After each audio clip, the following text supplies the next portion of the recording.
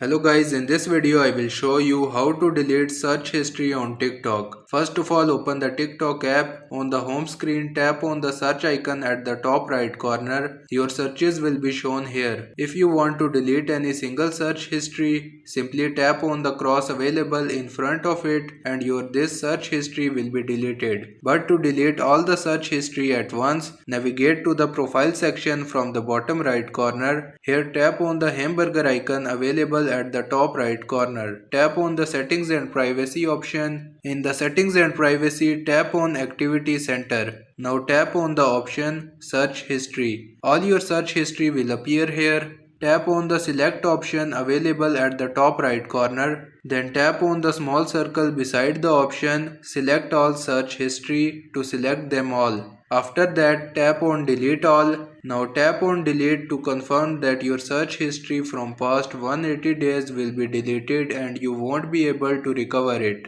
After that, it will be all cleared. So this is how you can delete search history on TikTok.